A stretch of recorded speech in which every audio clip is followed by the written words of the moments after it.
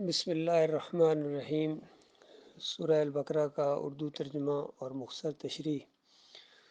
دعوتی نقطۂ نظر سے جو آیات سامنے آ رہی ہیں تاکہ ایمان عقیدہ مضبوط ہو اور پھر پورا قرآن سمجھنا، اس کی دعوت کو سمجھنا، اس کے پیغام کو سمجھنا آسان ہو جائے۔ فرمایا پھر تم نے اس معاملے پر بھی غور کیا جو موسیٰ کے بعد سرداران بنی اسرائیل کو پیش آیا تھا۔ انہوں نے اپنے نبی سے کہا، ہمارے لیے ایک بادشاہ مقرر کرو تاکہ ہم اللہ کی راہ میں جنگ کریں۔ نبی نے پوچھا، کہیں ایسا تو نہ ہوگا کہ تم کو لڑائی کا حکم دیا جائے اور پھر تم نہ لڑو؟ وہ کہنے لگے، بھلا یہ کیسے ہو سکتا ہے کہ ہم اللہ کی راہ میں نہ لڑیں جب کہ ہمیں اپنے گھروں سے نکال دیا گیا ہے اور ہمارے بال بچے ہم سے جدا کر دیے گئے ہیں؟ مگر جب ان کو جنگ کا حکم دیا گیا تو ایک قلیل تعداد کے سوا وہ سب پیٹھ موڑ گئے، اور اللہ ان میں سے ایک ایک ظالم کو جانتا ہے۔ دیکھیے مالک الملک نے کس انداز سے صحابہ اکرام کی تربیت کی۔ چونکہ ہجرت کر کے جب مدینے گئے تھے تو سخت ان کو تکلیف بھی ہو رہی تھی، ان کے گھروں سے ان کو نکال دیا گیا تھا، بیوی بچوں سے جدا کر دیا گیا تھا، اور مشرکین کی طرف سے بہت ہی زیادہ زیادتیاں سامنے آ رہی تھیں۔ تو ایک جوش تھا خاص کر نوجوانوں کے اندر، اور یہ چاہتے تھے کہ جنگ ہو اور ہم بھی اپنا اسی طریقے سے بدلہ لیں۔ تو ان کو ذہنی طور پر تیار کیا گیا کہ دیکھو پہلے بھی ایک قوم تھی، ان کا بھی ماحول ایسا ہی تھا، اور انہوں نے بھی جنگ کی بڑی خواہش کی کہ ہم ایسے لوگوں سے لڑیں گے جنہوں نے ہمیں اپنے گھروں سے نکالا ہے، بیوی بچوں سے جدا کیا ہے۔ تو جوش تو ان کو دیکھنے والا تھا، لیکن جب حکم آیا تو اس کے بعد بہت تھوڑے لوگ تھے جو اس پر قائم رہے، اور باقی عظیم اکثریت جو تھی وہ ہمت ہار بیٹھی، کہیں ایسا نہ ہو تمہارے ساتھ یہ معاملہ ہو جائے۔ اس طرح ذہنی طور پر اللہ تعالیٰ نے ابھارا ہے اور تربیت کی ہے۔ تو یہ بڑا ایک زبردست واقعہ ہے بنی اسرائیل کا، اور بہت ہی علمی پہلو ہیں اس کے اندر۔ تو دیکھیے اس کے بعد ان کے نبی نے ان سے کہا کہ اللہ نے طالوت کو تمہارے لیے بادشاہ مقرر کیا ہے۔ یہ سن کر وہ بولے، ہم پر بادشاہ بننے کا وہ کیسے اقدار ہوگا؟ اس کے مقابلے میں بادشاہی کے ہم زیادہ مستحق ہیں، وہ تو کوئی بڑا مالدار آدمی نہیں ہے۔ غور کیا آپ نے؟ خود ہی کہہ رہے تھے ہمارے اوپر ایک بادشاہ مقرر کر دیجئے، نبی کو کہہ رہے ہیں، وقت کے نبی کو کہہ رہے ہیں جو عمر میں ضعیف تھے۔ تو اس کے بعد جب انہوں نے اللہ کی حکم کے مطابق طالوت کو بادشاہ مقرر کر دیا تو ایک دم بول پڑے، اصل میں خود بڑے بننا چاہتے تھے اور خود اقتدار اپنے ہاتھوں میں لینا چاہتے تھے۔ تو اس وجہ سے ایک دم پلٹ کر بولے کہ وہ بادشاہ بننے کے کیسے لائق ہے، حالانکہ اس کو اللہ نے مقرر کیا تھا۔ نبی کا جو بھی کام ہوتا ہے اللہ کی طرف سے ہوتا ہے۔ تو کہنے لگے کہ اس کے مقابلے میں بادشاہی کی تو ہم زیادہ مستحق ہیں، اور دلیل دی کہ وہ بڑا مالدار آدمی نہیں ہے، اور گویا مالداری ان کے نزدیک قیادت کے لیے شرط اول ہے۔ نبی نے جواب دیا، اللہ نے تمہارے مقابلے میں اسی کو منتخب کیا ہے، اور اس کو دماغی اور جسمانی دونوں قسم کی اہلیتیں فراوانی کے ساتھ عطا فرمائی ہیں، اور اللہ کو اختیار ہے کہ وہ اپنا ملک جسے چاہے دے۔ اللہ بڑی وسعت رکھتا ہے اور سب کچھ اس کے علم میں ہے۔ تو یہ اصل میں مکہ کے سردار بھی نبی علیہ السلام کو یہی کہا کرتے تھے کہ اگر اللہ نے کسی کو نبی بنانا ہی تھا تو کسی سردار کو کیوں نہیں چھانٹا ہے، اور یہ دین بہت زیادہ تیزی کے ساتھ پھیل جاتا اگر اللہ کو یہی چاہت ہے کہ یہ دین پھیلے۔ آپ ہی مل گئے تھے۔ تو اس کے جواب میں اللہ تعالیٰ نے کہا کہ اللہ کی رحمت یہ جو ہے نبوت ہے، یہ تمہارے تجویز کرنے سے نہیں کسی کو دی جائے گی، یا خواہش کرنے سے نہیں ملتی ہے، نہ دعائیں کرنے سے ملتی ہے، یہ اللہ کا انتخاب ہوتا ہے۔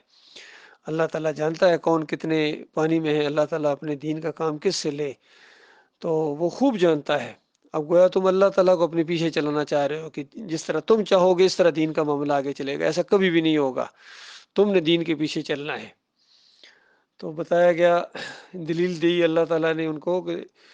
نبی کے ذریعے کہ طالوت کے اندر یہ دو جو خصوصیات ہیں تم سے زیادہ ہیں۔ ایک تو علمی لحاظ سے تمہارے اوپر فوقیت رکھتا ہے، اور جسم کے لحاظ سے بھی تمہارے اوپر جسمانی لحاظ سے بھی بالکل فٹ ہے۔ اس کے ساتھ ان کے نبی نے ان کو یہ بھی بتایا کہ اللہ کی طرف سے اس کے بادشاہ مقرر ہونے کی علامت یہ ہے کہ اس کے عہد میں وہ صندوق تمہیں واپس مل جائے گا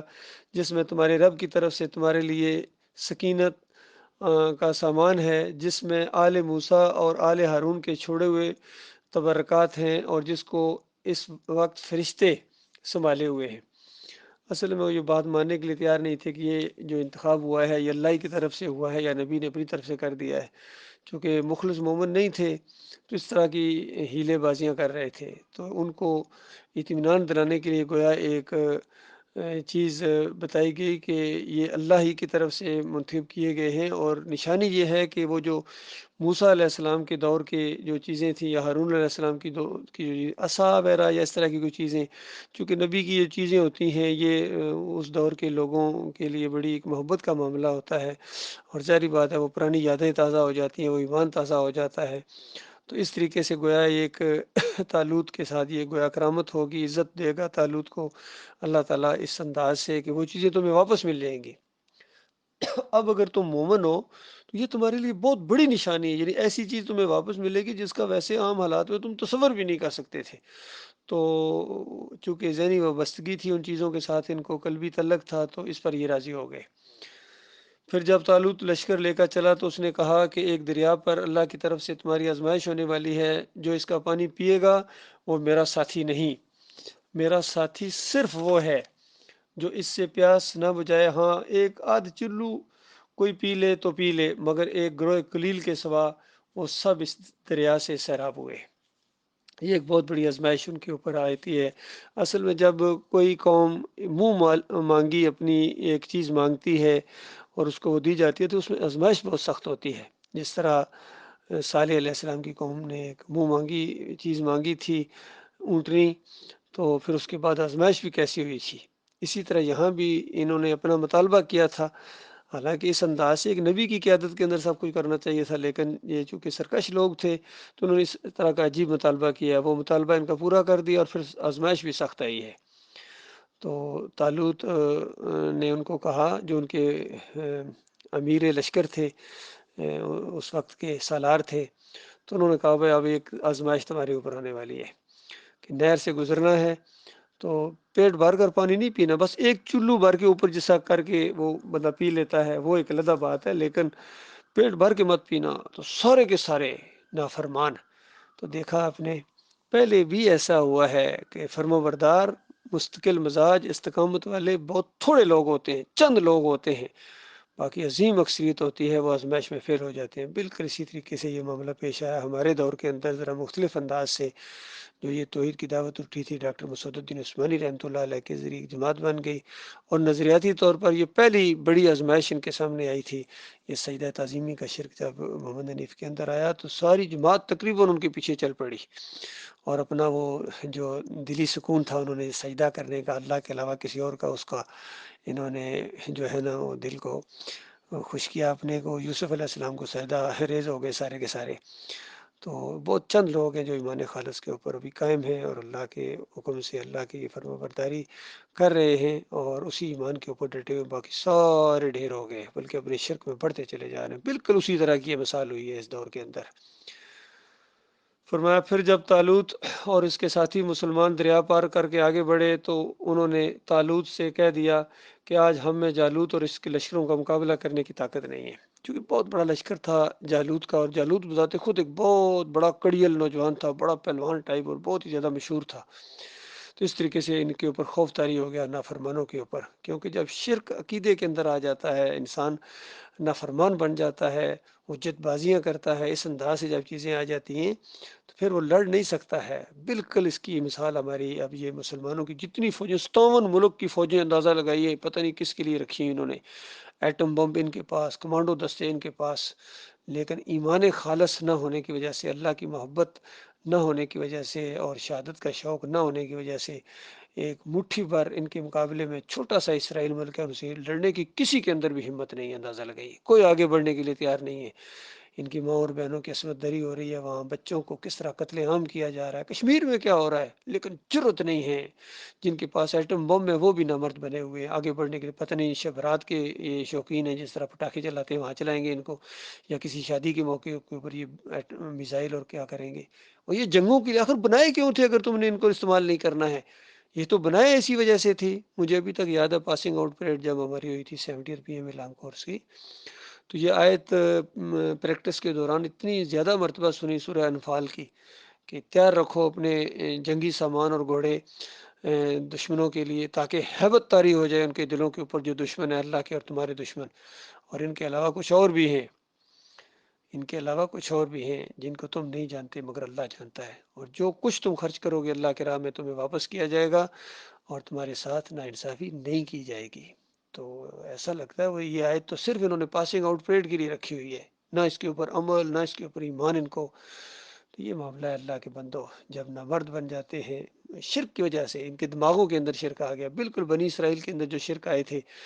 قبر پرستی کے، تو اللہ کے علاوہ دوسروں کی باتیں ماننا، اللہ کے مقابلے میں ان کو رب ماننا، یہ سارے ان کے اندر آ گئے ہیں، اور ان کے علماء جس طرح حرام خور بن گئے تھے، دین فروش بن گئے تھے، بالکل ان کے سارے علماء اب دین فروش بن گئے، اذان کے پیسے، صلوات پڑھانے کے پیسے، مدرسوں میں جو بھی کچھ تعلیم دیتے ہیں وہ بھی پیسے، اور پھر اللہ کے راستے سے بھی روکتے ہیں۔ اندازہ لگائیے، اگر یہ صحیح دین بتا کے پیسے لیتے تب بھی جرم تھا، یہ پیسے بھی لیتے ہیں اور صحیح دین بھی نہیں بتاتے ہیں، کفر و شرک سکھاتے ہیں، کسی کو بریلوی بنا دیا، کسی کو دیوبندی بنا دیا، کسی کو اہل حدیث بنا دیا، کسی کو سلوی بنا دیا، اور کوئی جمہوریت کے جال میں پھنس گیا، کوئی پیری مریدی کے جال میں پھنسا ہوا ہے، کوئی تعویذ لٹکائے گھوم رہا ہے، سب کے سب ان کے عقیدے کے اندر شرک آ گیا۔ اور اللہ کی وہ آیت سورہ یوسف کی 106 نمبر آیت ان کے اوپر پوری طرح فٹ آ رہی ہے آج مسلمانوں کے اوپر، وَمَا يُؤْمِنُ أَكْثَرُهُم بِاللَّهِ إِلَّا وَهُم مُشْرِكُونَ۔ بالکل اکثریت اس طرح اللہ پر ایمان آتی ہے کہ ساتھ ساتھ شرک بھی کرتے ہیں۔ بالکل یہ قبر پرستی، گنبد پرستی، تصویر پرستی ان کے دماغوں کے اندر چلی گئی ہے، اور یہ اسی طرح مورتی کی پوجا کرتے ہیں، اپنے بابا کی پوجا کرتے ہیں لٹا کے، وہ اپنی مورتی کی پوجا کھڑا کر کے کرتا ہے، یہ اپنی مورتی کو لٹا کے پوجتا ہے۔ یہ فرق ہے دونوں کے اندر، باقی کوئی فرق نہیں ہے نظریات کے اندر۔ فرمایا یہ، لیکن جو لوگ یہ سمجھتے تھے کہ انہیں ایک دن اللہ کے سے ملنا ہے، انہوں نے کہا کہ بارہا ایسا ہوا ہے کہ ایک قلیل گروہ اللہ کے اذن سے ایک بڑے گروہ پر غالب آ گیا، اللہ صبر کرنے والوں کے ساتھ ہے۔ یہ دیکھیے، یہ تو جمہوریت کا رد ہے کہ یہ کہتے ہیں اکثریت کو ہوتی ہے، میجارٹی اتھارٹی، یہاں میجارٹی کا کلا کما کر دیا گیا۔ مالک فرماتا ہے ان مومنوں نے کہا کہ پہلے بھی کئی دفعہ ایسا ہوا ہے کہ ایک قلیل گروہ کو اللہ تعالیٰ نے بڑے گروہ کے اوپر، اگر تمہارے سامنے زیادہ فوجیں ہیں، زیادہ طاقت ہے، زیادہ اسلحہ ان کے پاس سامان ہے، کیوں ڈر گئے ہو بزدلو؟ تم اللہ کا نام لے کر آگے بڑھو، ان پر حملہ کرو، تو اس کے بعد دیکھنا تمہیں اللہ غلبہ عطا فرمائے گا۔ بالکل یہی بات آج ان مسلمانوں سے، یقین کریں خاص کر پاکستانیوں سے، میرے پاکستانیوں سے، میرے فوجی بھائیوں سے،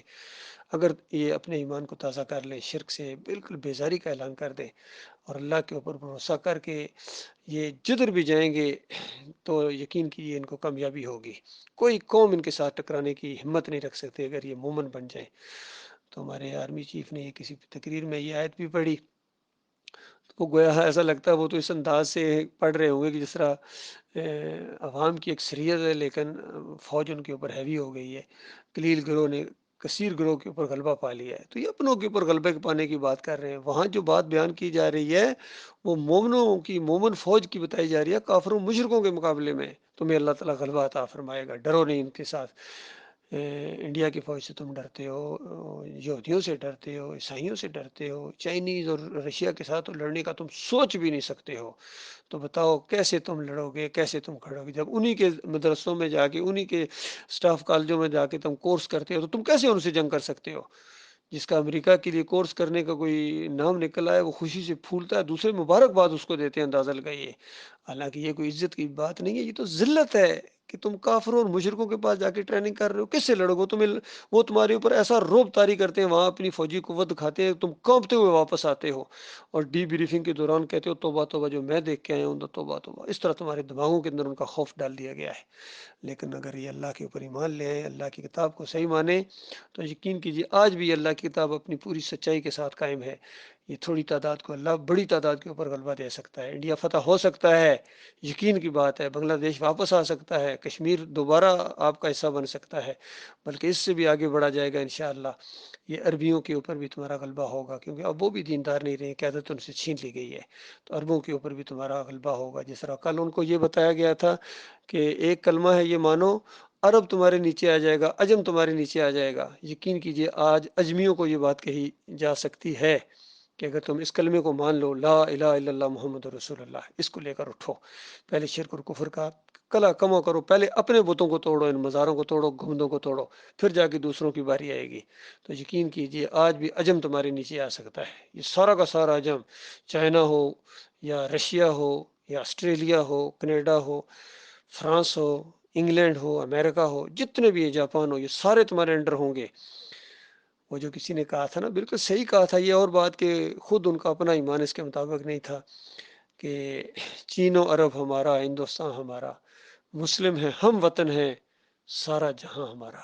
تو میں اس کو کہوں گا کہ مسلم بنو تو ہے سارا جہاں تمہارا، پہلے مسلم بنو، بریلویو، دیوبندیو، اہل حدیثو، سلفیو، جمہوریت کے پرستارو، بتوں کے پجاریو، گمبدوں کے پجاریو، پیروں کے پجاریو، جوتے کے پجاریو، تم پہلے مسلم بنو، دیکھنا پھر کس طریقے سے سارا جہاں تمہارا ہوگا۔ اور اللہ صبر کرنے والوں کا ساتھی ہے۔ اور جب وہ جالوت اور اس کے لشکروں کے مقابلے میں نکلے تو انہوں نے دعا کی، اے ہمارے رب، ہم پر صبر کا فیضان ڈال دے، ہمارے قدم جما دے اور اس کافر گروہ پر ہمیں فتح نصیب کر۔ تو آج بھی یہ وہ جو کہتے ہیں نا، فضائے بدر پیدا کر فرشتے تیری نصرت کو، فضائے بدر پیدا کرو، بدر والوں کا ایمان پہلے پیدا کرو، پھر دیکھنا کس طرح اللہ تعالیٰ کے فرشتے آئیں گے، فرشتے آئیں گے مدد کرنے۔ اللہ تعالیٰ کے فرشتے ہوتے ہیں، اور جب فرشتے آتے ہیں نا، پھر ان کے سامنے میزائل نہیں چلتے ہیں، پھر ایٹم بم نہیں چلتے ہیں، ہائیڈروجن بم پھر نہیں چل سکتے ہیں، وہ ان کا رخ موڑ کے اسی ملک کی طرف کر دیں گے۔ اللہ کے بندو ایمان لاؤ اللہ کے اوپر، اتنی بڑی طاقت تمہارے پاس موجود ہے، ایٹم بم اور سپر ایٹم بم سے بھی بڑی طاقت تمہارے پاس موجود ہے، لیکن تمہیں پتہ نہیں ہے، تمہیں یقین ہی نہیں آ رہا ہے کہ اس کلمے کے اندر کتنی بڑی طاقت ہے، لا الہ الا اللہ کے اندر۔ تو یقین کیجئے اللہ تعالیٰ تمہارے قدم جما دے گا، اور کافروں کے اوپر، یعنی ان ہندوؤں کے اوپر، سکھوں کے اوپر، اور دہریوں کے اوپر، چائنیز کے اوپر، رشینز کے اوپر، اور ان جو ہے کیا نام ہے، انگلینڈ والوں کے اوپر، فرانس اور جرمنز کے اوپر، سب کے اوپر تمہیں اللہ تعالیٰ غلبہ عطا فرمائے گا۔ یقین کرو، وہ جزیہ دیں گے تمہیں،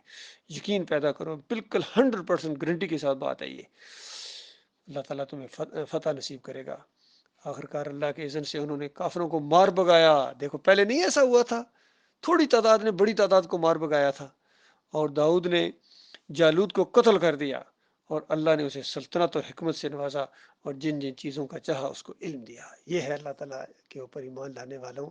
اور توکل کرنے والوں اور صبر کرنے والوں اور جم جانے والوں کے لیے اللہ تعالیٰ پھر ایسے انعامات کی بارش کرتا ہے۔